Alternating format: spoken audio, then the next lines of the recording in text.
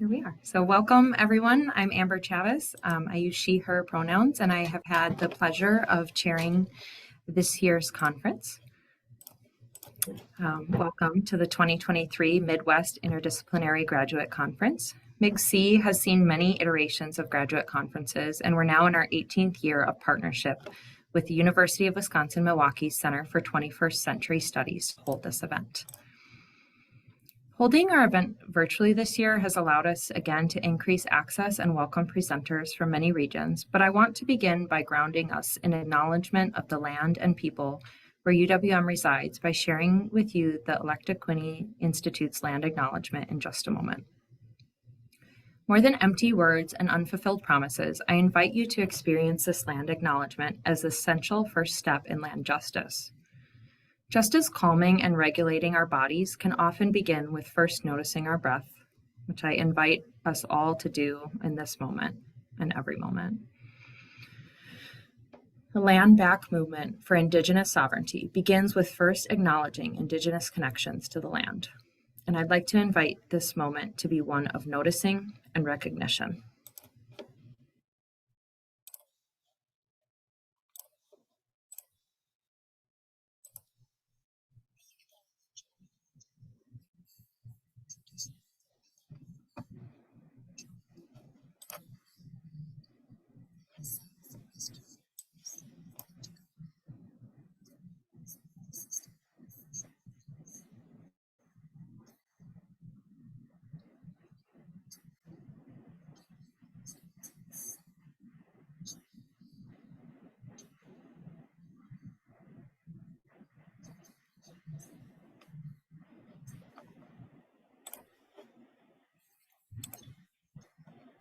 Again, start it again. Here we go. And with that, we begin our conference of Nourish, Food, and Trust. This conference for and by graduate students centers on issues of food and land justice through an intersectional, interdisciplinary lens in alignment with the Center for 21st Century Studies' 3-year programming arc of Nourishing Democracy and their annual theme of Nourishing Trust. I'd like to thank the C21 for their support in planning this conference, and especially Nicole, who served as the advisor of our working group. We'll begin shortly with our keynote, Suparna. This afternoon, we have our first student panel, followed by 3 student panels tomorrow. Please refer to your program for additional details, and do note that the schedule is in Central Time. I'm looking forward to the wide range of topics and disciplines represented in the excellent panels we have planned. And now I'd like to introduce our keynote, Suparna. They are the Executive Director of COFED, the Cooperative Food Empowerment Directive. She believes in the power of unraveled unlearning to shift narratives, heal trauma, and transform systems. She is guided by ancestral revisioning, abolitionist and decolonial practice, and manifesting collective dreams. They respond to the call to return stolen wealth as the choreographer of collective change, by moving money where it can have a critical impact on building a beautiful, regenerative food system into the hands of young cooperators of color. Without further ado, I'll hand it off to you for your keynote presentation. Thank you, Amber. Thank you, everybody. I appreciate this opportunity. Hi, everyone. I'm Suparna. I use she, they pronouns, and I'm excited to be here. And I'm also excited that it's a small group that we can actually be interactive. So if you're comfortable with that, I will have some prompts at various points. And Amber is an educator. I'm an educator. So what I've learned in my some years of teaching is that in the first 10 minutes, if folks talk, they will be more likely to participate throughout the course of this. So if you are willing and able to come off of mute and say, hey, introduce yourselves I'm going to share a prompt very soon. That would be really wonderful if you wanted to share using coming off of mute, or if you're more comfortable coming on chat, that's fine too. I'm very excited to be here today. I'm going to begin sharing my screen. Is it visible? Is it good? Yeah, great. I'll also make sure I'm sharing my sound. Great. And all right, so let me go back over here real quick. Great. All right, I'm very excited to be here. I hope that you are all finding ease in your day and are excited to dive into this cookbook for magic making to explore our understanding of trust as a vital ingredient to any justice movement, especially food and land work. So when your extraordinary chair, Amber, reached out to us with this theme of nourishing democracy with a focus on food and trust, I initially pictured us, sharing a small meal together. When Amber and I were talking on the phone, I was sitting under a Japanese maple tree, these hummingbirds like buzzing over me. It sounded like a drone. And so I was like picturing us as we were talking about what the content could look like, um, enjoying a meal together. And though I'm sitting here on unceded Kumeyaay lands, which is also known as San Diego, and you are probably scattered across Potawatomi, Ho Chunk, and Menominee lands, and we also just saw other places being presenced regarding especially like where you are located, but also thinking about your ancestors and where they came from. And maybe you're all across Turtle Islands as you're watching a recording of this or as you're being present over here right now. I'm envisioning us gathering around a meal, and I invite you to do the same.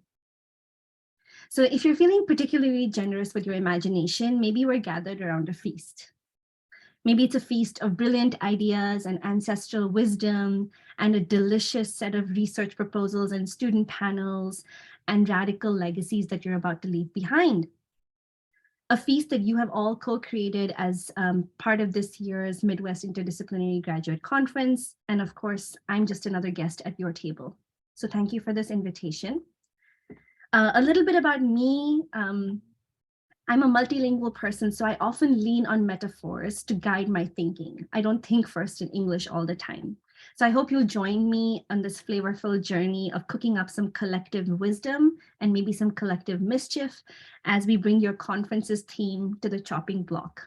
Okay, I'll try to not go like overboard with the metaphors, but if anyone knows me, I love metaphors and I'll keep trying to contain myself. But a holding container for my thoughts today is this notion of nourishing trust in the work of food and land justice.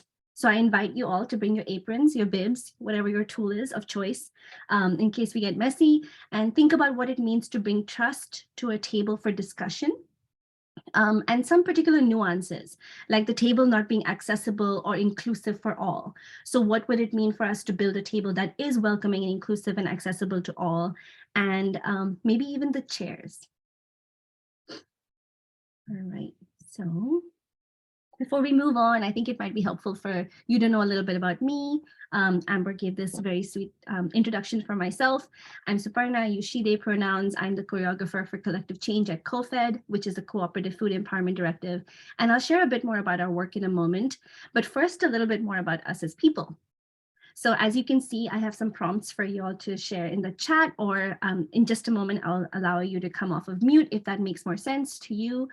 But I would love to hear your voices if possible. And then when I first moved to the US, I moved to the US about 16 years ago now for graduate school from India. And I was really startled because every time I would meet someone, they would, ask my name, and then I would watch them fumble over my name. And then the next question they would say is, what do you do? And over the years, I sharpened this elevator speech to like 2 sentences. This is what I do. But if that's the second question you're going to ask me, you'll probably get like the same bio that you could Google about me. But it didn't take me long to realize that most people weren't really interested in getting to know me as a parent, as an immigrant, as an educator, as an organizer, as a queer poet, as a disabled person, as a trauma survivor, as a grandchild of freedom fighters, a lover of impromptu dance parties. And these are all just rehearsed introductions that I would learn to give, but it sort of limited me as this capitalist worker. What do I do? And so I am more than that, and so are you. So I invite you to take a moment to pause and reflect on your personality and positionality and who you are. What do you bring to this space? What are the legacies you've inherited, especially as you're coming into a 3-day conference or 2-day conference, 3-day conference, multi-day conference. And feel free to share in the chat if you'd feel like. And then I always follow my elevator speech with questions like, who are you? What do you like to do? What's your favorite ice cream flavor? You'd be surprised how many people like bubble gum. My personal favorite is pistachio, and I promise all of this connects to the theme of this talk. So now that you know my favorite flavor of ice cream, please share yours in the chat, or I see chats already started. If you could share your name, your pronouns, your access needs. If you're not familiar with this is coming from the disability justice movement that allows us all to create an accessible space. And I'm still practicing and unlearning my own internalized ableism. So if you have access needs that will allow you to just be more included and just access the space and just talk a little bit more, please do put so in the chat or come off of mute and let us know. And I'll do my best to do what I can. What are your roots? You can interpret this as you like, and your organization or community, and then what brings you to this conference. So let's take a moment to chat for a second. Vanilla, yes, Jared. Can't go wrong with vanilla. Lemon lavender. Do you really think Wisconsin has some of the best ice cream in the country? Okay, I know cheese. It's a fact. It's not an opinion. Okay. Sorry, Wisconsin. I appreciate that clarity. Others are free to argue, but. All right.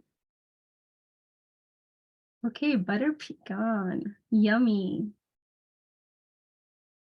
All right.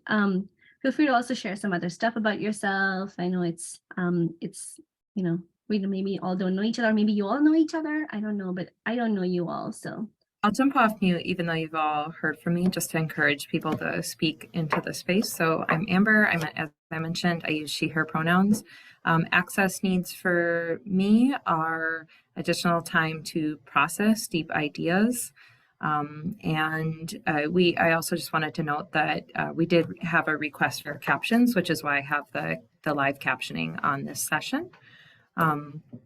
Additionally, as a mother of 2 children, my access needs are often around scheduling, and I like to bring that.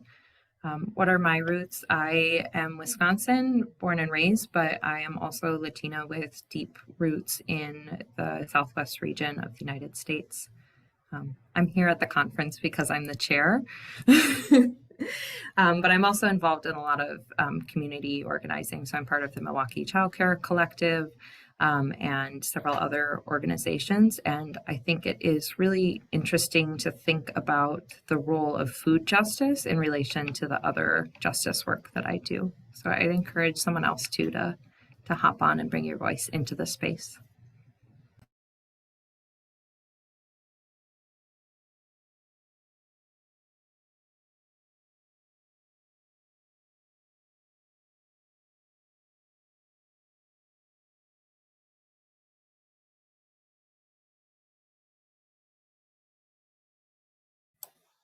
I'm seeing a couple people mention in the chat that they're in a noisy space, and I just want to acknowledge that sometimes an access need is to be able to use the chat instead of speaking also. So thank you for participating in that way.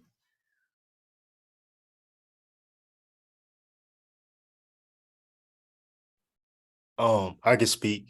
I'm Jared Grant. My pronouns are he, him.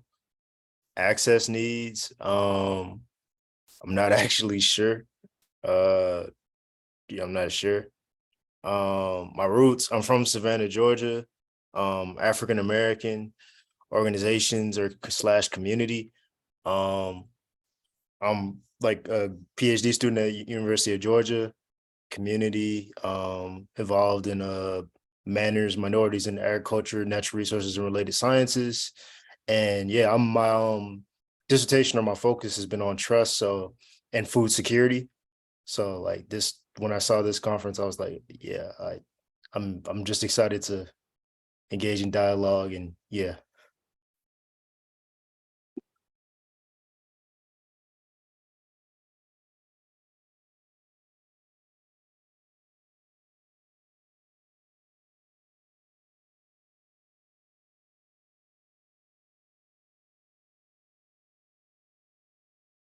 thank you everybody for introducing yourselves in the chat and over voice. And Amber, thank you for also naming that an access need could be using the chat, which is why we're grateful for that option. Exciting that folks have joined from lots of different parts of Turtle Island. And I see folks are adding to their introduction. Thank you for doing that. I'll keep trying to take peeks at the chat as much as possible. But Amber, may I request, if something is coming up that I need to divert my attention to, just interrupt me. Okay.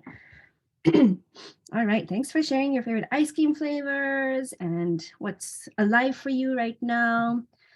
I'm going to go to the next slide to share a little bit about CoFed. So on this slide that you're looking at, there is on the right side of this image, there is a colorful blue and pink image of a lot of people, and most of them are of Haitian origin, and it's a lot of women. Their eyes have been covered with pieces of paper, it looks like, but it's actually just digitally done. There's a theme of this. It's a Black-owned Creative Commons cooperative called Intelligent Mischief. The source is on the bottom right. If you cannot see it, it's over there, Intelligent Mischief. And the captions on the image says, what if there is not one future that can be colonized and controlled, but many possible futures that we can imagine, design, and create collaboratively? And I invite us to think about this as we're collecting together and thinking about different ways of imagining trust and also exploring a lack of trust in many systems. So a little bit about what CoFed does. On the left side of this page, it's there's a title that says about CoFed, and then I'm going to read a little bit of the text.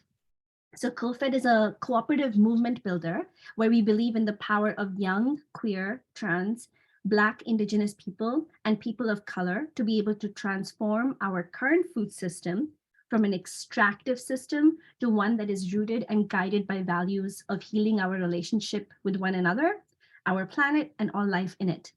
We support young people to build and scale up their food and land justice-based co-ops to be able to transform our food ecosystem.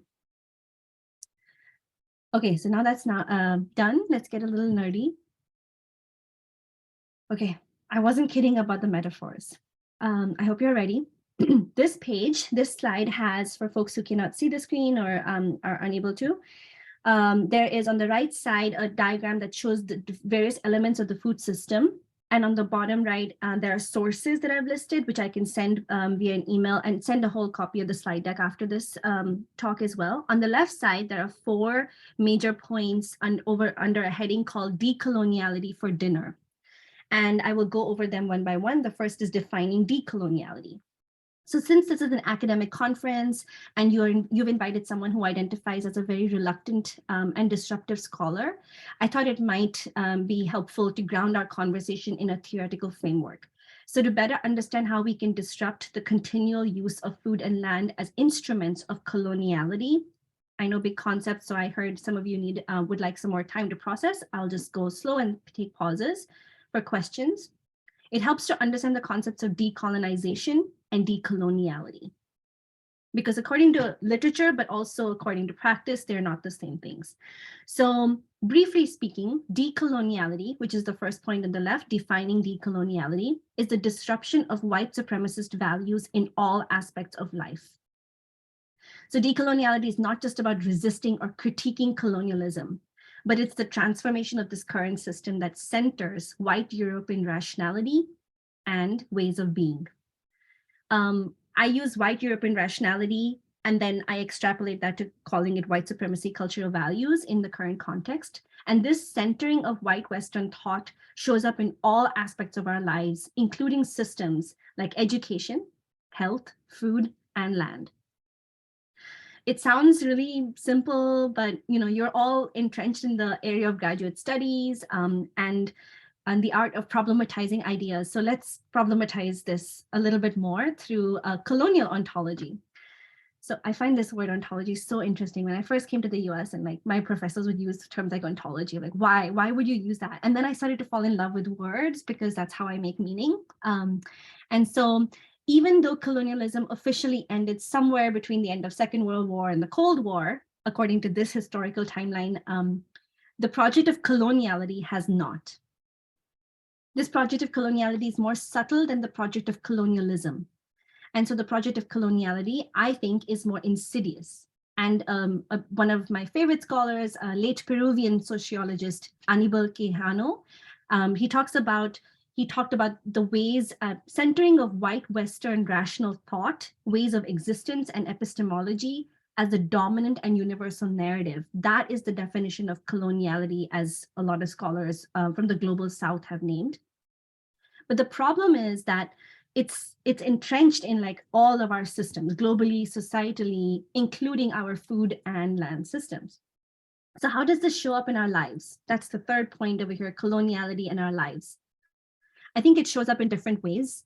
And in the food system particularly, one manifestation of this is like how white supremacist cultural values continue to show up in our food and land systems, which were founded on the theft of land and labor through genocide, through enslavement, and the continued colonization of people, foodways, and culture. The food system elements you see on the right side in this diagram, they're presented as cyclical. There's an arrow going around that shows various elements like marketing, distribution, production, reproduction, etc. But actually, they're much more interconnected. There are many more arrows going across, and there's like a big maze of things happening. And these elements are really tightly stitched together. In our current food system, they're tightly stitched together, I think, through white supremacist threads. And so, for example, the ways in which funding from federal sources is extremely inaccessible to most people without generational access to wealth or land or information is one way in which Black and Indigenous farmers and farmers of color are continually robbed of wealth, land, and access to their own wealth. So to go down this rabbit hole a little bit deeper, another example is the worship of the written word, for instance. And it's presented in the way funding applications are designed. Like, I'll just name it over here, like a federal funding agency, makes it really hard for folks who do not have access to the internet to access an application to apply for funding, let alone like the legal prowess or knowledge to navigate a complex grant narrative and system and forms. So a little bit of data.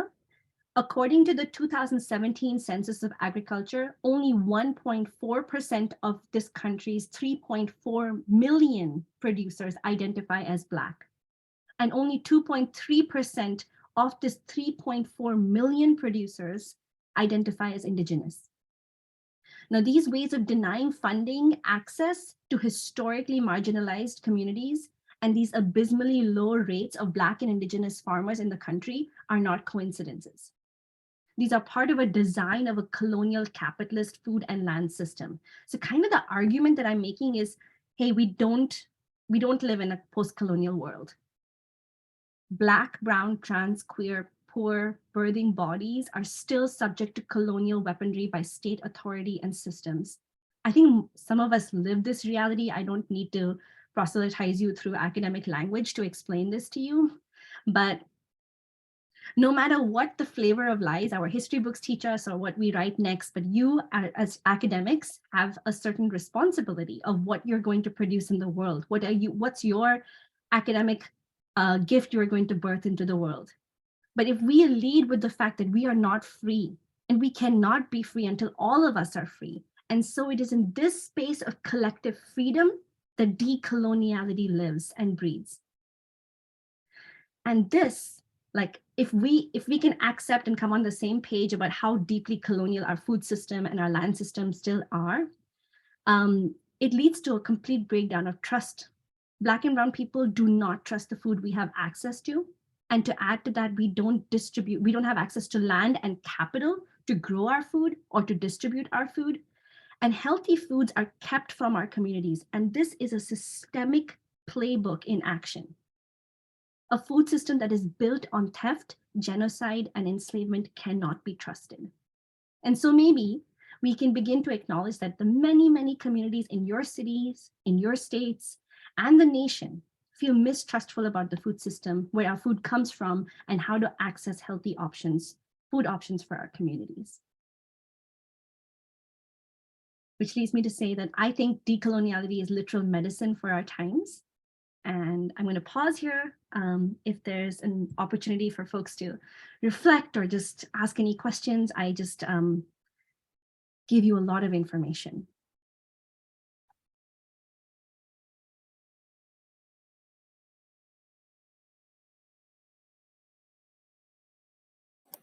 Could you just repeat once more your definitions for colonialism and coloniality? Yes.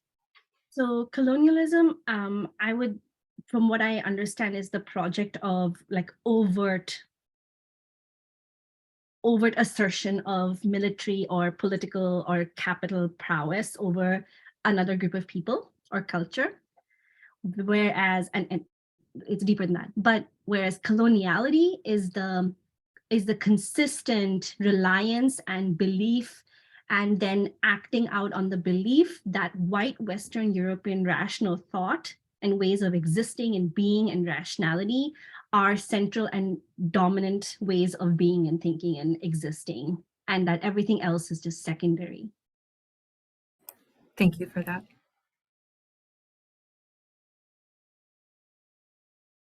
I see something popping up in chat. Yes. Rochelle says, is that analogous to the distinction between decolonization and decoloniality?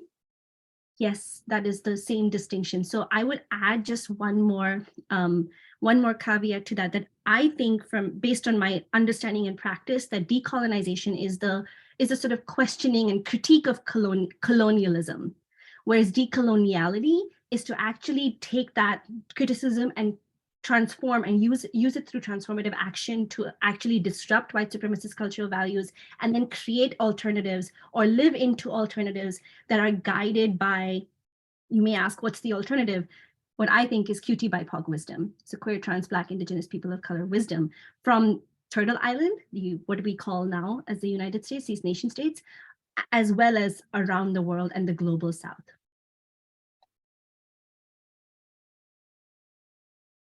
Okay, I hope that folks will feel comfortable to keep adding more things to the chat. In the meanwhile, I'm going to go to the next slide.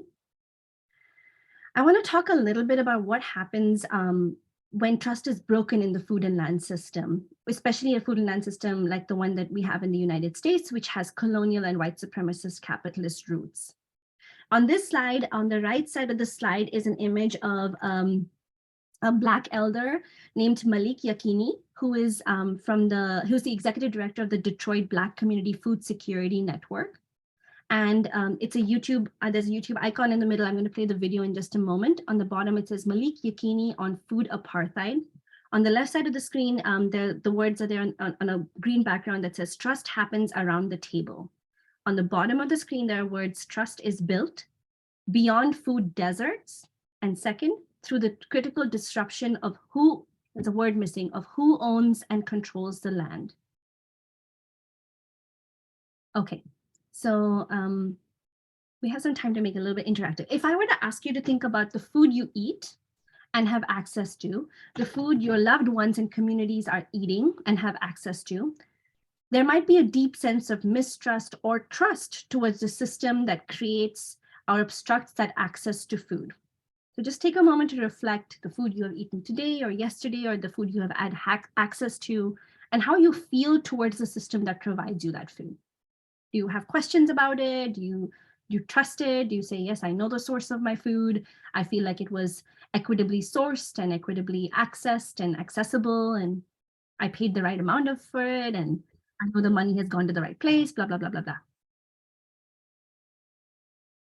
As you're thinking about it, the next sort of idea I want to plant with all of you is, in a food system that is designed to be continually colonizing of people and land, there's a lot of room for mistrust to brew. Food is a place to build trust. I see your question, your comment in the chat, Dan.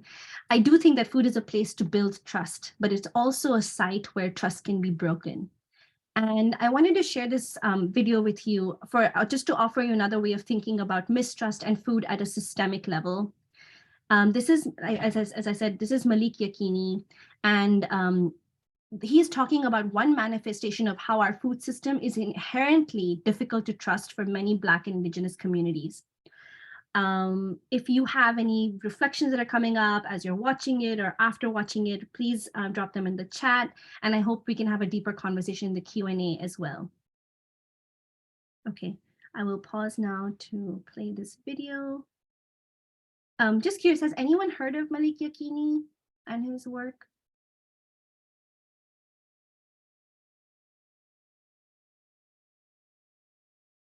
Okay, here we go. I grew up in the city of Detroit in the 1960s. And while I was growing up, there were lots of folks here in the city who had moved to Detroit from the South beginning in the 1920s, including my grandparents on both sides. There were grocery stores almost everywhere in the city. There was a national chain grocer within walking distance of every location inside the city of Detroit.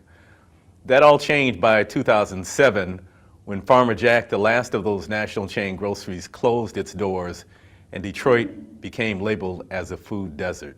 The USDA defines a food desert as a low-income census tract where a substantial number or share of residents has low access to supermarket or local grocery stores. There's multiple problems with the term food desert. One of the problems is that typically people think of a desert as a very barren landscape, and the reality is that a desert is actually a very vibrant ecosystem. Another problem with the definitions used of food deserts is that it presupposes that the answer to these areas that lack access to healthy food is more grocery stores. A third problem with the term food deserts is it's not a term that people living in those areas use to describe their own situation. It's similar to the term at-risk child used in schools. I was a school principal for several years and never heard a parent come to me and say, "This is my son John, he's an at-risk child." This is a term which is imposed upon communities as opposed to a term that community members use to define their own condition. The fourth and perhaps most problematic issue with the term food desert is that it doesn't speak to the intentionality of the conditions that exist in communities that have low access to healthy foods. The reality is that public policy and economic practices have created these areas that have low access to foods, and food desert does not speak to that intentionality. Recently, the term food apartheid has resonated with myself and other food activists. Dara Cooper defines food apartheid as the systemic destruction of Black self-determination to control our food, including land, resource theft, and discrimination. A hypersaturation of destructive foods and predatory marketing, and a blatantly discriminatory corporate-controlled food system that results in our communities suffering from some of the highest rates of heart disease and diabetes of all times. Many tend to use the term food desert. However, food apartheid, according to Dar, is a much more accurate representation of the structural, racialized inequities perpetuated through our current food system. Whatever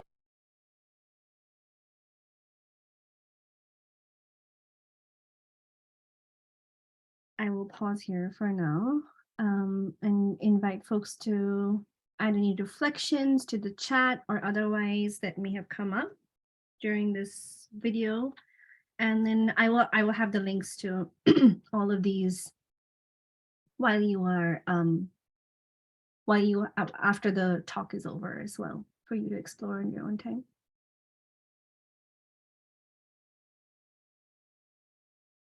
As you're building or having thoughts, if you'd like to share any, I want to just share some ways, I want to leave you sort of with a thought or a question at this point.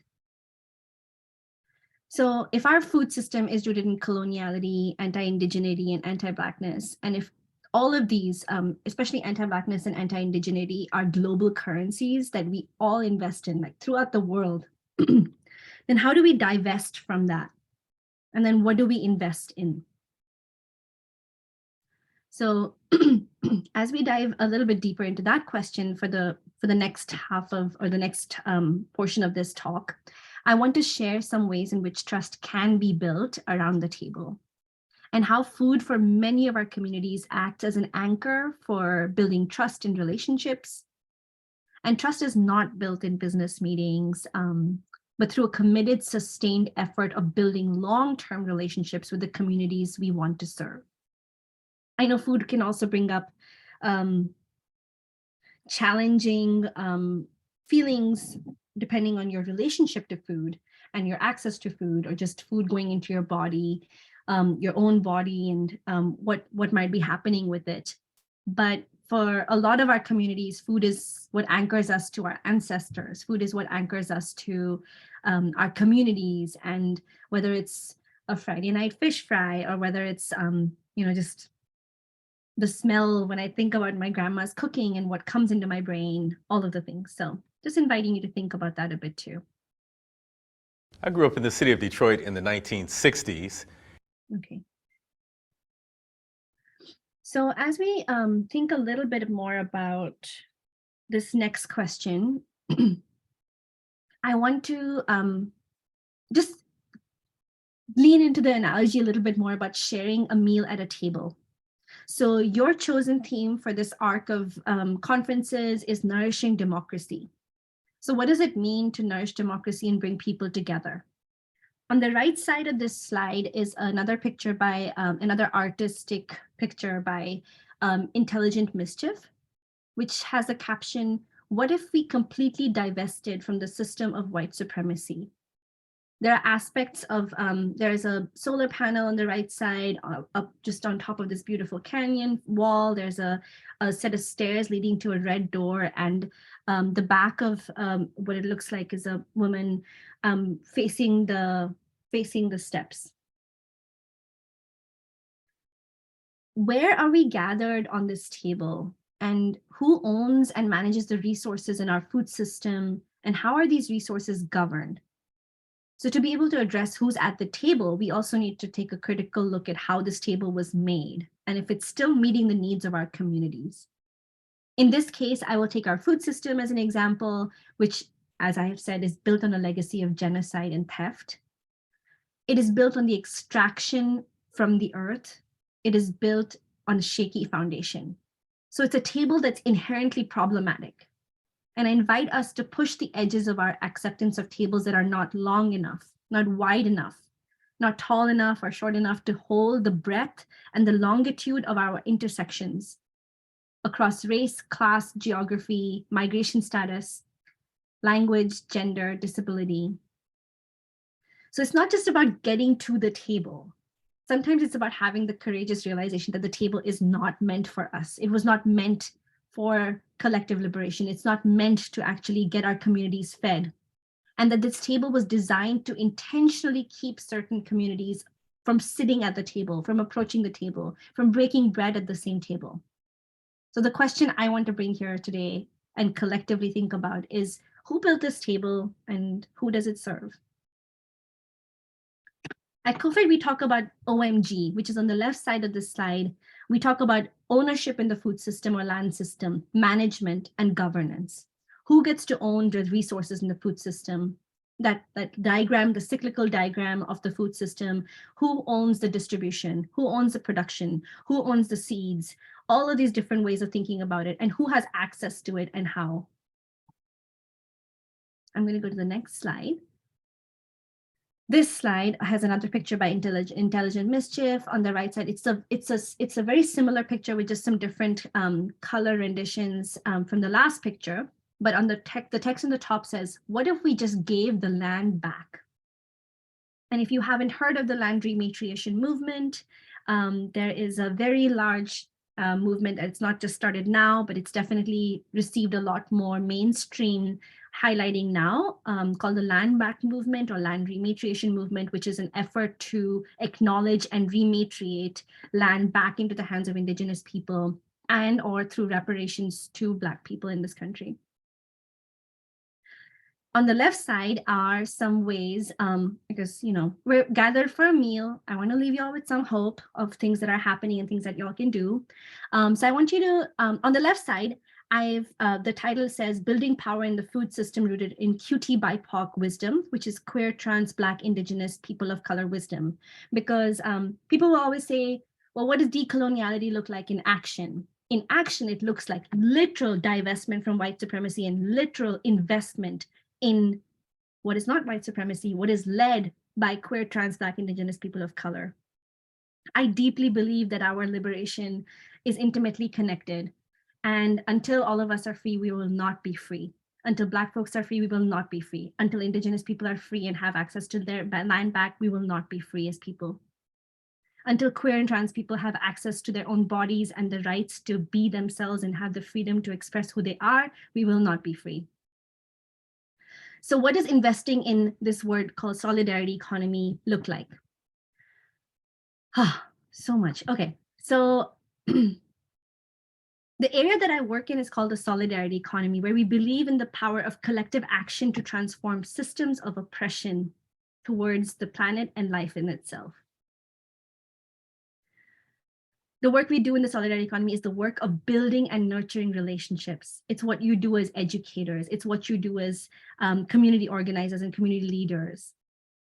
There's so much deep wisdom among historically marginalized communities around the world on how to nourish and feed our communities and our democracy. 3 of these nuggets of wisdom, however you want to take it, are to build economic power through moving stolen wealth back into the hands of Black and Indigenous people across the country, especially through non-extractive capital redistribution and grant making. I think we also need to build a political muscle of our youth in our networks through educational and technical assistance. And we need to build our cultural power through the work of story archiving and storytelling.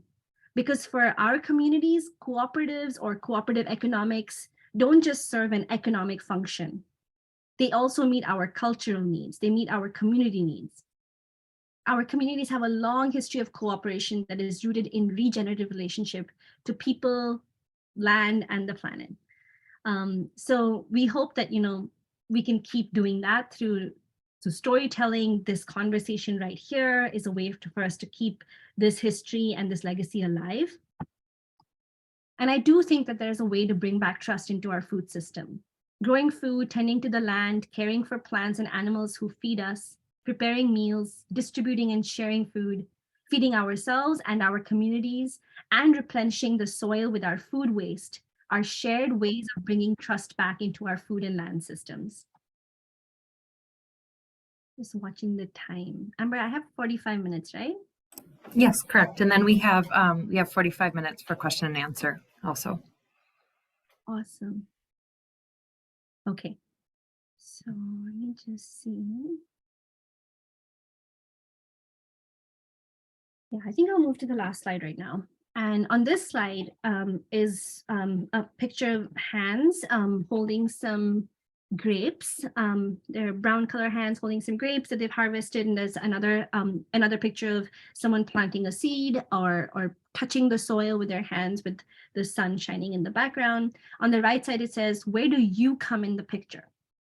So this whole slide is an invitation to think about how do you transform the spaces that you are in? So even if the table might be fixable, right? Even if our systems can be fixed, what if the chairs are broken? Like literally, what if the access point for you into this conversation is not there?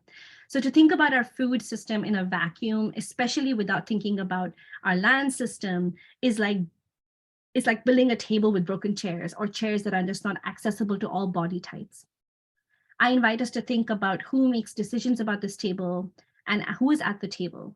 Is it those on the front lines? What does frontline even mean in a context where people are not just organized on the basis of the center and margins, but in a world where we can hold multiple identities and positionalities and exist at multiple intersections? I'm also wondering if we can think about our food system, how our food system can be transformed. So in my work, I see this transformation happening at an incredible scale through the leadership of young QT BIPOC cooperators. We see young people who are passionate about transforming the food system, and then they engage with other cooperators, and I can see over a long arc of how the food system is changing. And we also recognize that, our work in the food system, whether it's land stewardship or food production or distribution, all of it needs to be cradled in a conversation about racial, gender, class, language, disability, immigration, justice. So this work of rebuilding and repairing trust is a work of a lifetime. It's the work of relationships. And we need to take an intersectional approach to transforming the food system. So I hope that you can find your intersectional chair and bring it to the table. I hope that if the table's not working for you, we have the courage to break it down and rebuild something that is based on our community's wisdom and what we need. So we can cook up liberatory futures and a feast together that has the sweetness of trust guiding us. So before I leave you to move on to the rest of the conference, I want to invite you to think about what all this means for you. How are you going to take it back to the next session you attend or the next meal you eat? I invite you to think about one thing you might be able to do to divest from coloniality in the way that we approach our food, land, and all of these systems that you engage in. And one way in which you could invest in the wisdom, in the knowledge, in the futures of those who are most impacted by an oppressive and extractive food system. Could you find out if your city has a food co-op? Could you participate or be part of a childcare co-op? Could you explore if your city has a farmers market or collective that explicitly supports BIPOC farmers? Could you support a local community food and land-based organization with your time or money? Could you start a book club to read the works of community non-academics on the history or the futures of the food system? Really, the possibilities of which chair you choose to bring and sit on are endless. If you want to add meaningfully to the discourse of trust in food and be at the table that you want to build. So I'll leave you with the question of which chair will you choose? Thank you so much. That's the end of my talk. Thank you so much for that rich conversation with us. I like, not to take the metaphor too far, but I feel like I have a lot to chew on. And so while I'm starting to think through some responses or questions, I really invite everyone in the audience here to share their responses or thoughts or questions out either by voice or via the chat.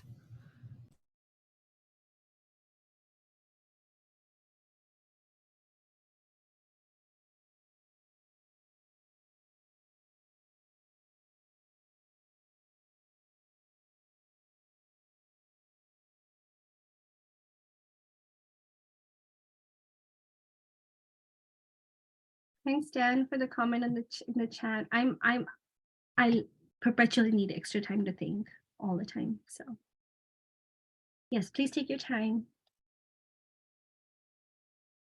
We have all the time.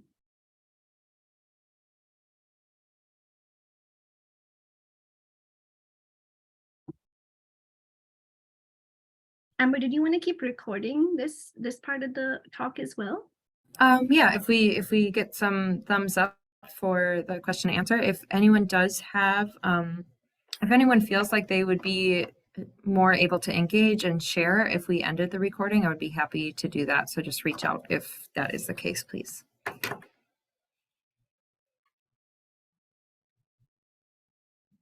want to start with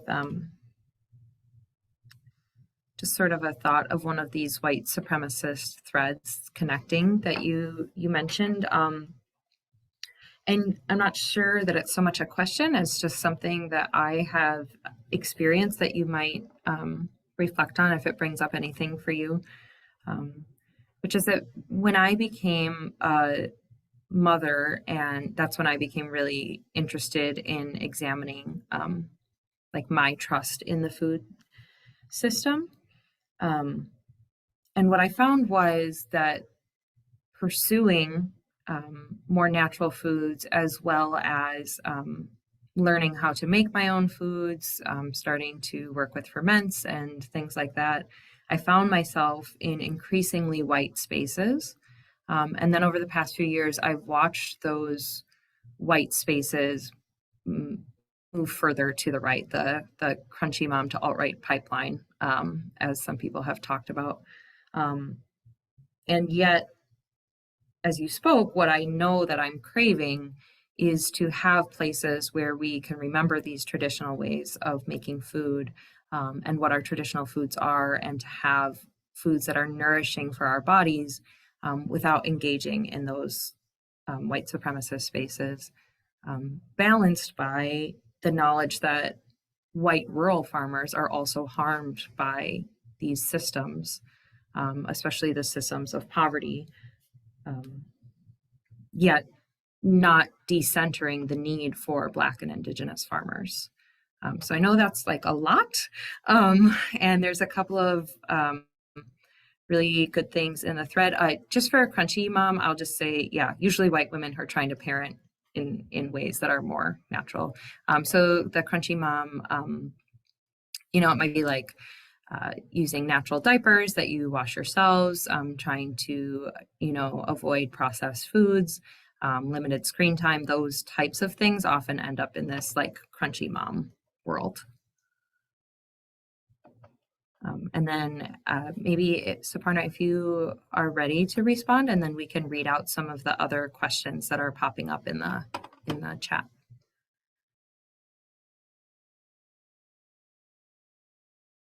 Thanks, Amber. Just like hard relate as a parent myself, and especially, you know, was born and raised in another country and with a different approach to stewarding young people and lives, and seeing sort of the like this heightened approach to like, can I trust the food system and what's in it? And I think I'm trying to balance sort of like a personal plus, but this is who I am, so I'm also going to like intertwine it, because you asked for me to be here today, and so you get not just this like a textbook reading out to you, but I think it's the acknowledgement, and I think you're doing it already, that these food ways, these ways of preparing or creating nourishment for our communities, whatever race we are from, have been colonized, have been capitalized and commercialized. That I mean, just it's such a terrifying irony that these ways of being have been stolen from our communities generationally and historically, that my ancestors were called names for not putting diapers on their kids because they couldn't afford diapers, or because that was just not what was part of what was available or what was accessible. And now this sort of push, or even this dominance of like, this is the only way to parent if you are a good parent. For instance, parenting, we can take any other example over here, preparing food, of how to eat, what tool you use to eat, how you prepare your food, all of these ways. And you know, you go to any supermarket and you look for fermented foods, there will be a heightened price to it compared to a processed canned food. And just even the history, and Jared, if you're interested in like the historical like data around all like USDA or canning, or like the Great Migration, or even like any of these like big moments in history and how they have affected us today, if you just look at industrialization and canned foods, my issue is not about accessibility or having things available. Do disposable diapers make my life 3,000 times easier? Yes, 100% yes. But being told that there is only one way of doing things, which is the right way of doing things, and being punished or being stigmatized for using ways that are ancestrally mine, and then someone taking it. I mean, that's like what we see all the time in media, right? Like, it's like the concept of black fishing. If you're not familiar with it, please Google it. It's the concept of stealing or culturally appropriating things from communities, in this case, a Black cultural appropriation, and then monetizing it for the very same thing that, in this example, Black folks are arrested for, are harmed for. And so I'm just thinking like, yes, stealing it and selling it back, but also punishing those from whose culture it is from. Like literally criminalizing the very practice of it. So going back to plant-based medicine, all of this stuff, right? Like these are things that are just, your question was, how do we do it? I would say, not as the universal holder of any wisdom or answers at all. I don't know anything, but what I see being done from young QT BIPOC folks who are leading cooperatives in your communities and our communities around the country is that they are finding ways to work to keep those practices in the communities. And I'm a big believer that all wealth is stolen wealth. We are just moving around stolen money. And so what does it mean to bring back that wealth first through, for instance, non-extractive granting to BIPOC-led farming communities, for instance. But then the money that is generated, or the wealth or the produce that is generated, how do we keep it in that community? How do we recycle the wealth in that community? And that is like where your part can come in, where yes, it costs a bit more, but what would it mean to, like, you know, just be able to support that community's produce or produce making, and then keep that wealth. It'll allow them to keep that wealth in their communities. Oh, I'm sorry, I'm ranting and getting on a soapbox about this, but it's like, it's inducing such an emotional reaction for me of like how I prepare foods. And like, I remember, like, you know, when I had my older one was starting to eat solids and experimenting with solids, I gave them like ancestral foods, like foods that I, you know, like my grandmas and all of them cooked for me when I was a baby. And I remember someone telling me that I'm feeding my kids poison, like literally calling my ancestral food poison because this is bad or that is bad. And I just think like that piece of it, right? And then you will find on Instagram, in the mom universe of mom blogging, the very same foods being marketed and sold in different ways, right? So it's like, hang on first, right? So it's this duality of like, how do we move? But an antidote to that could be really investing in folks who belong to those communities, who are leading those ventures. That's just one response. And Amber, please help me if I did not answer it.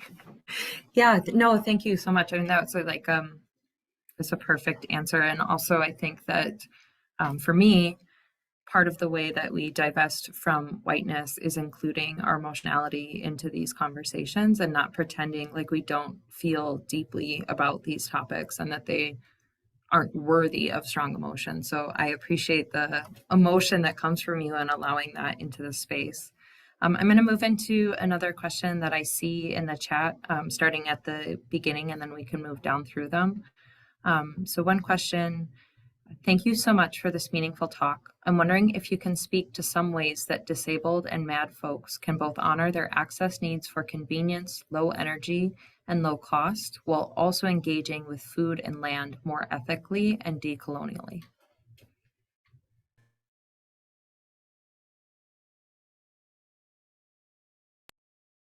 Thank you for that question. Would you be able to just either put a phonetic pronunciation of your name or come off of mute to help me say your name? But I'll start. My name is Emuna. Emuna. Yeah, perfect. Thank you, Emuna, for that question. I appreciate it.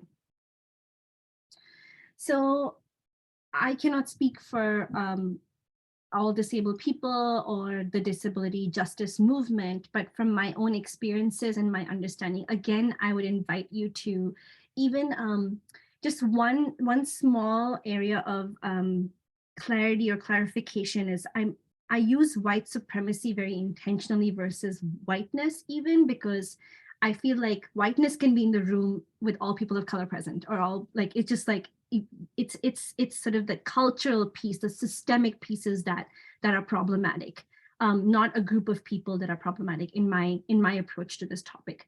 Similarly, what I want to say, Emuna, to this is that there is, from my understanding of disability justice and my own disability and how I navigate it in the world, is for a system to be inclusive and accessible, it should not make people feel like they are unable to do things. It is a systemic failure if the food that you want is unavailable to you in an accessible way. And this is true for disabled communities. This is true for Black and Brown communities across the country, where in certain, for instance, in certain protected native areas in the US, or in in certain communities around that are predominantly Black or Latinx in the US, the closest food store or access to food store is a dollar store or or a gas station convenience store, and it's maybe 50 miles away. So a lot of the research that we do at CoFed is thinking about how do folks access food, like from a data point, right? Like when you're like increase food access, well, that's great. And that's what Malik Yakini talks about. It's not a desert. It's systemic. This is by design that people, disabled folks in this have been put in this position, that if you cannot, I mean, think about COVID, think about the fact that we're still living in a pandemic, and that going to a grocery store and a store saying from this time to this time, folks who are immune compromised can come. It's like, that should be okay, I'm not gonna cuss, but like that should be all the time. That should be all the places. All our spaces, if they were accessible, if there was universality in the design of spaces, the table, so to speak, we wouldn't have to worry about which chair to sit on. And so it's about like, I don't know how to answer this question about like, how do you balance that? Because my response would be, we should not be in positions where we have to think about that. Alternatively, oh, wow, don't get me started on the SSA. Like, it's just like, wow, there's so much stuff that's here. It's so racially coded. It's so deeply problematic. But I think it's about like, it's unfortunate that we are in positions where we have to balance these things. But the fact that like, wherever we can, we critically question, we think about what we access and how we do it. But I think this is the failure of a system, which when I started, I said coloniality is in all our systems, right? It's not just, it's not just food or land or health or education, it's in all our systems. So a system where like, we have to debate if I'm going to put my life at risk to go to this place to go and get food, or if I'm to like take 3 buses to get there, that just shows sort of like systemic ways in which that food is being kept from you. It is intentional. It is not accidental. It is, I don't know what else I can say to that except for being really angry at things. So please, if you're interested in having longer conversation, I'm not the holder of all information. So if there are folks who have insight on this, who can answer or respond from a more positional place of having thought about this or have like tangible, practical things to share with Imuna, please do so. Let's make this a conversation. I so appreciate that response. Thank you. Yeah, I think I see talk about it like in a theoretical sense, like this is how food justice needs to like think differently about bodies and think differently about ability and think differently about what is like natural and valued. And I see less about the practical. And I think it is kind of what you're speaking to about like, you can't, why are we prioritizing one harmful system over another? Like we just need to not be in harmful systems, which is a really big and hard ask. I don't know, I think the like thing that I always come back to is like when disabled folks have to like go to nutritionists or dietitians or like doctors, they don't know like anything about food that isn't like white Western food things. So they're like recommending people to eat things that like are not culturally significant or like responsive, often are like expensive, difficult to access, all of those things. And like, yeah, you're right. Like it speaks to all of the like interconnected harm of like medical systems and food systems. And I'm there with you. And so, wow, like I'm just like, I can't shake my head anymore vigorously, but like, as someone who has experienced sort of that, the medical industrial complex saying like, this is the type of food you should eat if you want to not be diabetic to me, and like, or just like all these different things. But like, like Dara Cooper, the food activist that I was sharing, says like, if we take a systems approach, then we remove this individual onus. We bring it back to a community, right? Like, and so even what COVID is teaching me and teaching us, I hope, is that, I mean, if anything, COVID has shown me that from a disability justice point of view, it's like, you're on your own, man. Like, this is just like, each one to themselves, take care of yourself, look out for your own. That is, yeah, I mean, like the socialist in me is like, yeah, if your material needs are not met, how are you going to take care of this like other thing, right? And so I feel like there are alternatives, there are things that are happening, there are movements in place. I can share some like personal examples of what I've seen in my own local community with you, and maybe we can have a separate conversation about that. I'd love to talk more about this. Amber, are there more Be so questions? helpful. Thank you. Yeah, thank you, Muna, for bringing this up. Yeah, there's another question that I will read out. As others have mentioned up thread, I think it's very hard as a food consumer in the US to have access to meaningful information about how food is produced. It can be time consuming and expensive to do that. And sometimes online spaces, for example, where people are trying to be intentional about food, can veer into healthism, ableism, fat phobia, etc. And then a follow-up, yep, the fat phobia and ableism in food studies and even food justice spaces can be really troubling. And then I'll just follow that up too with, I think a lot of these healthy spaces veer very quickly into eating disorder territory where it's an eating disorder disguised as healthy. And then I think this is, yeah, there's one more comment before I turn it back over to you. One recent interview that may be of interest to folks here, content note. Oh, yeah, you're adding it at the same time for eating disorders. So talked about in a sensitive way. And there's a link to it called How to Have the Fat Talk. What has been said here reminds me of the juice bad versus smoothies good parental health debate.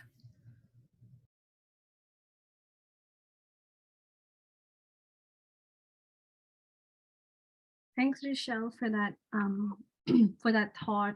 And I don't see a question. I would say I agree with what you're saying. But I do want to add that, and I want to add that I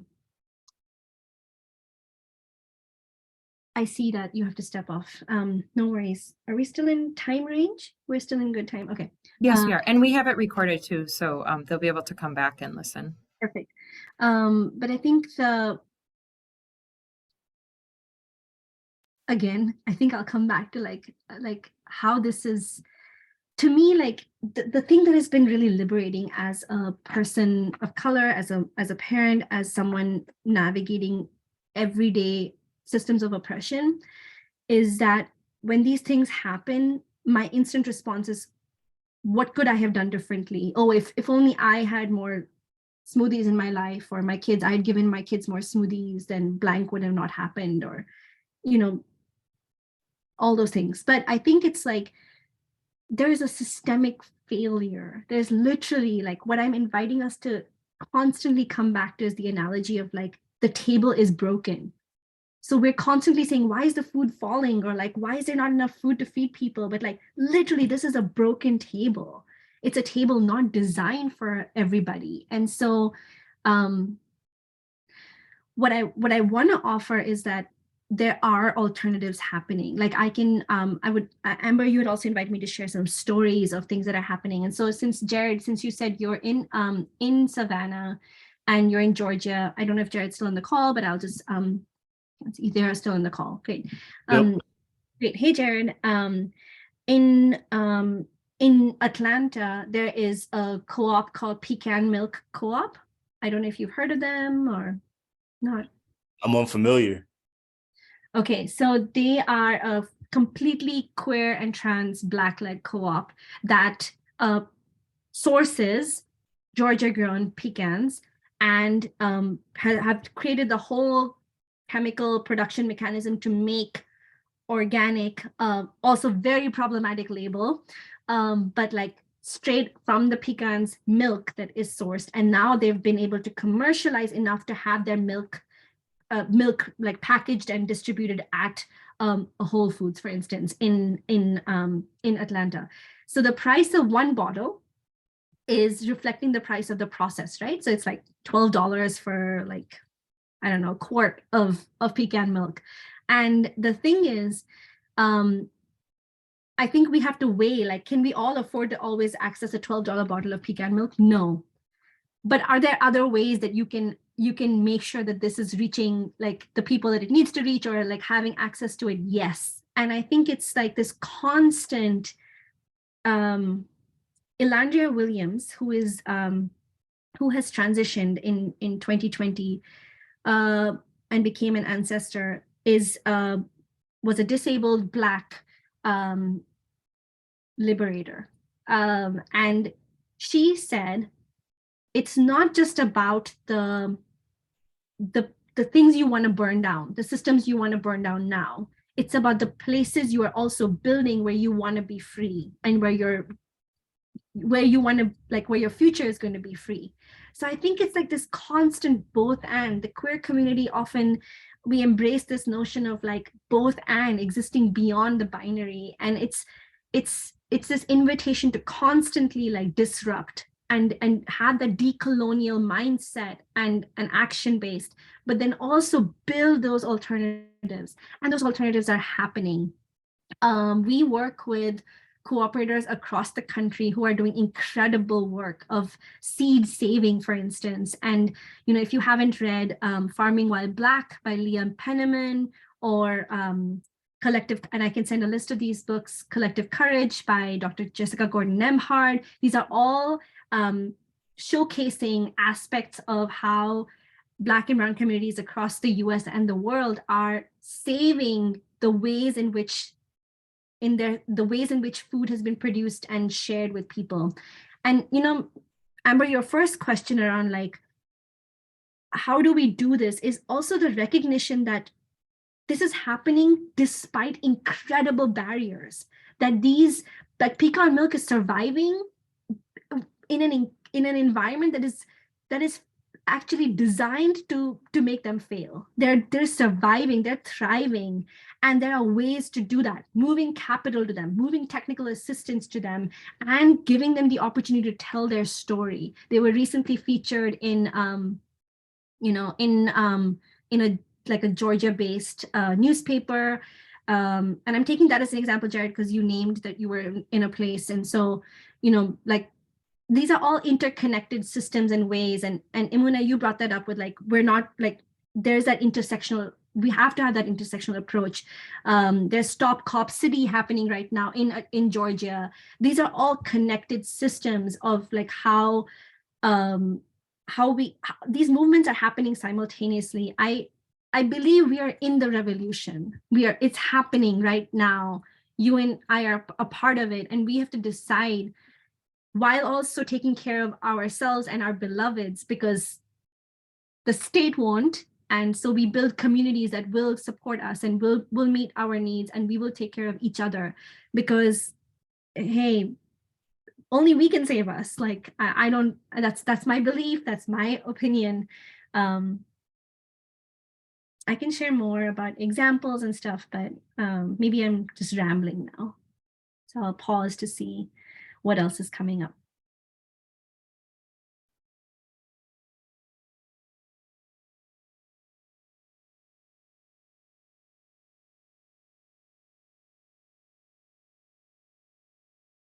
We have about 15 minutes left in the conversation, and I want to make space for others if they want to jump in.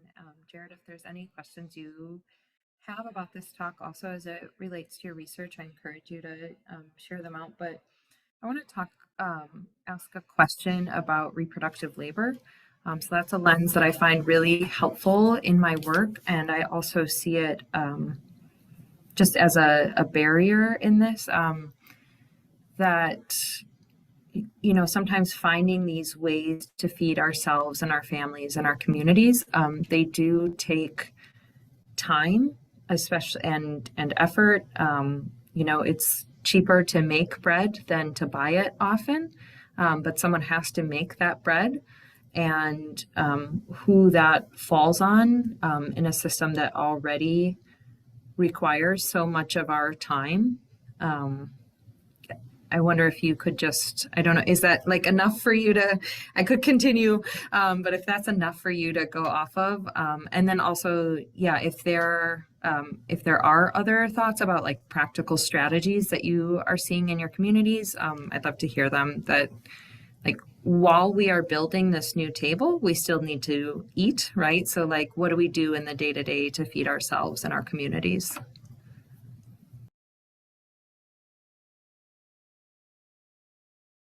Wow, such a great question.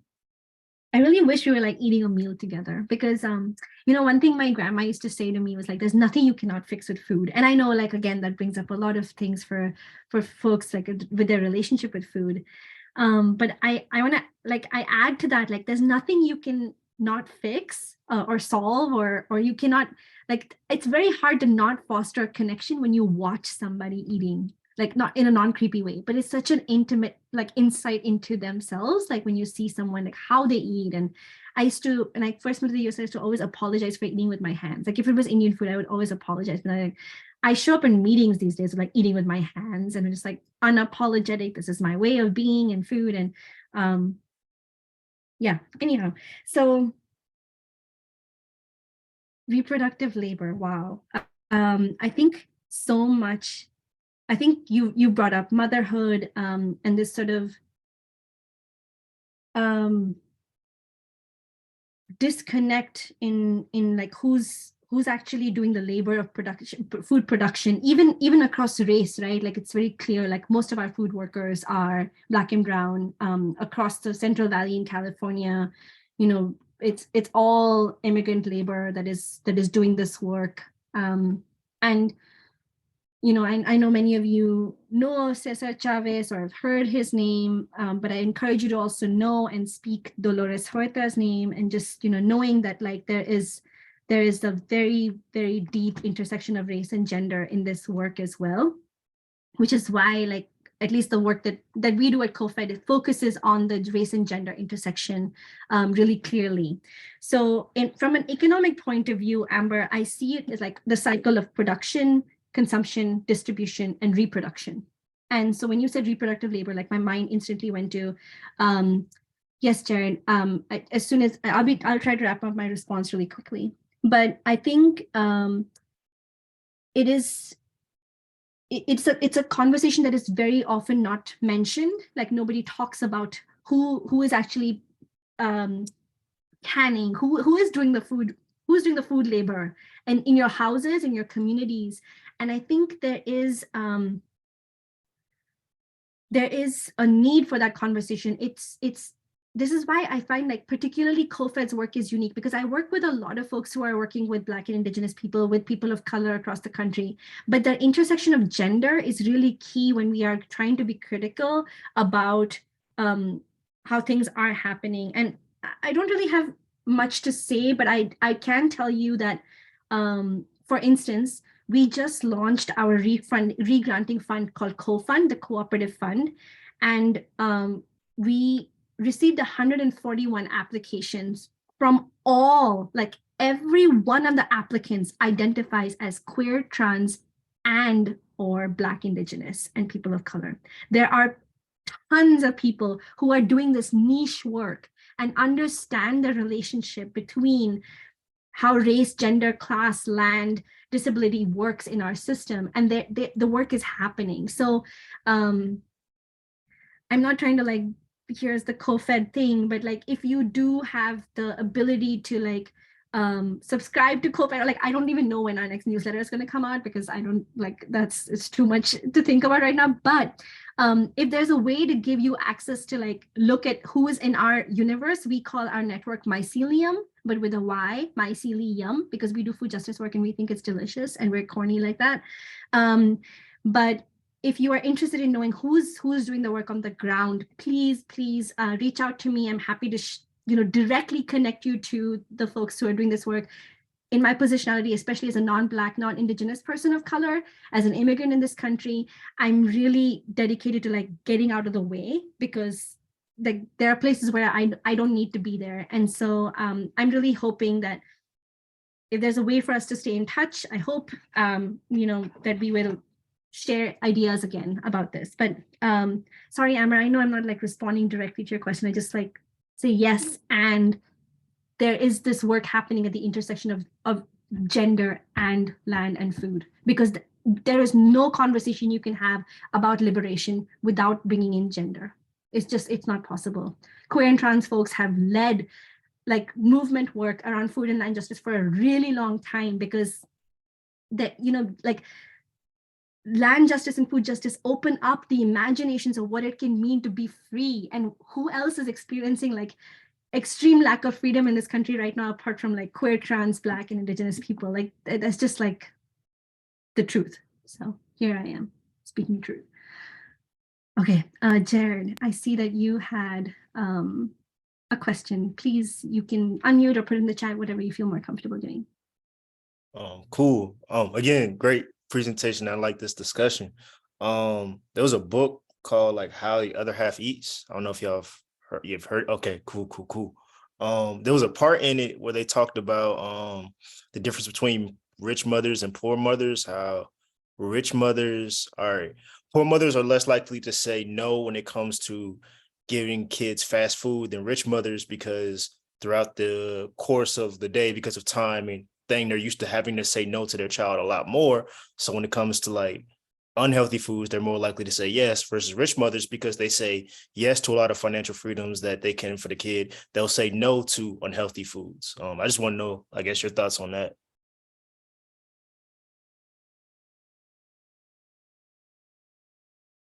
Oh, I think you're muted. Good, because I said some words I shouldn't probably say. Second chance. Here we go. I have so many thoughts about that, Jared. What a great book. If y'all haven't seen it or read it, please encourage you to find it, take a look at it. There's another book that I want to put on your radar. It's by a white Jewish author. So lots of, different perspectives in that, but they're a data collector. It's called Screaming from the Inside. It's the American experience of motherhood. And it sort of like relates sort of the historical, it gives you a historical perspective of things as well. I have a lot to say about this, because I feel like even the terms like healthy and unhealthy, fast food, all these things, right? Like it's very deeply colonial and American. Like it's a very American concept, because around the world, street food is very normal, common. It's the way people like feed ourselves, our communities, and other ways of like consuming food and culture, right? Like that's the only way I ate my entire, like when I moved to the US, I was like, wow, it's so expensive to eat out. Whereas like that is the primary way in which like I fed myself all through my college years, was eating at the street and like and supporting like the local economy in that way. Of course, things have changed. India too has, increasingly become more liberalized and economically liberalized and capitalized, and in this notion of globalization and capitalism. So things are not like as romanticized as I'm imagining them. But even the notion of like rich and poor, I feel like, oh man, I feel like I'm just like saying the same thing again, but it is part, it's systemic, this is intended to happen. Historically, Black and brown communities from which, and I can give you data, right? Like I'm not just talking about colonizing of people, of land, I'm talking about colonizing of ways. Like in 50 years, the kind of destruction that this part of the world saw of indigenous ways and practices in, like what, just like it's been over 400 years of the Middle Passage, and like it's this country was built on a very unique type of capitalism, which is like scholars call it low road capitalism, which is unique to like it's different, this part of the world, and how food has moved and what comes here and what goes there. These are all rooted in colonizing tactics. And so when this increased notion, or this continual notion of like what we can give our foods, what we can give our children, and how we feed them, and this extreme pressure on especially mothers, since you named mothers, on what we feed our kids, like being told that I'm feeding my kid poison by giving them white rice, for instance, is another example of like what we can and what eat. I mean, this is not fast food, right? I'm giving my kid white rice that I cooked at home, because in my home the smell of white rice is like ingrained in my nostrils, and that's what like all Indian homes in my community had. So I think it's about like what you have access to, and that this like increasing system of like you can get any type of food you want all year round is all part of like really stretching the resources of our planet, of our soil system, and of people. And so like I don't even know if I'm being rational anymore, because like my stomach is like, like I've heard this so much as a mother myself. Literally being a parent means you're making decisions all the time for what is good for your kid, good, quote unquote, what is the best thing for your kid. And there are times when like you're holding 3,000 things at the same time, and you cannot think about, like, you're like, here's a piece of bread, eat it. It doesn't matter whether it's white, brown, it doesn't matter who made it, just eat food. And that will help you sleep at night, so I can catch up to like 2 hours of sleep that I need in order to be able to go function in a capitalist economy the next day and be a worker. So like the cycle continues. And I think it's like recognizing, like Amber, you said, we still have to eat at the table. So making those choices about like rich mothers have access to their material needs being overall met. I'm not even going to go into like what is happening in the psyche of rich mothers, because motherhood in general has an emotional like storm behind it. But if your material needs, like, think about COVID. Let me streamline this last thought. Think about COVID, of like whether you think of it or not, the privilege of being able to work from home versus having to go out of your home to go meet your family's economic needs, not having access to childcare. And yes, if like fast food is the way you're going to feed your kid, so be it.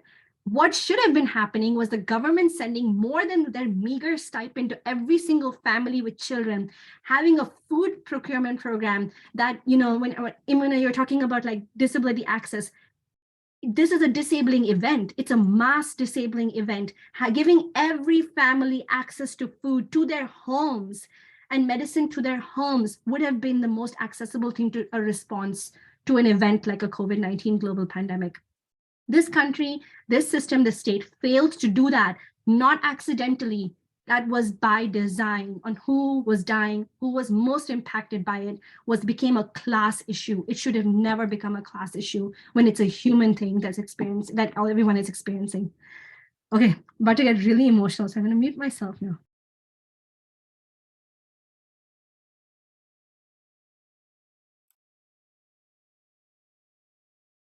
I'm just going to let us sit with that for 1 minute.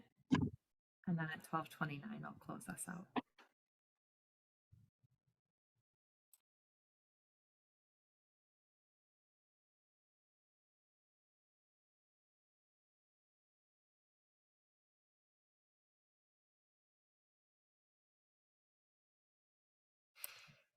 Thank you, everyone, for coming today. Thank you for engaging this conversation. Suparna, thank you so much for your beautiful talk, for your emotion and your knowledge and your wisdom, for your commitment to naming the systems and the ethics involved.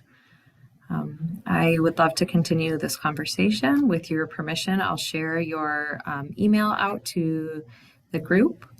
And then we have a short break now. I scheduled this break so that everyone could eat during the conference. So I encourage you to, I see you've already shared it. Wonderful. Thank you so much. I encourage everyone to get some water, tend to your needs as a human. If you are going to be in a lot of sessions, either in this conference or just other Zooms that you still have in your life, I encourage you to try and get outside, to look far away, to do any sort of stretching that feels good to your body as you are able to have access to those things that I just named. And then at 1 p.m. Central, we will all come back, if you're able to, for Intersections of Trust, our first student panel this afternoon. If you are on that panel and in this call, a reminder to join a bit early so we can just do a quick tech check. And then we will have more panels tomorrow. So thank you so much, everyone, and I will see you soon. Thank you, everybody. I really appreciate you all. The walk is long, so you know we have to do it together. And so I really appreciate sharing space with you all. I hope that you will be in touch, even if 3 years from now, if you find me on the interwebs, be in touch so we can commune and talk more and see how we can keep supporting each other through this work. And I hope you enjoy your next meal. Thank you.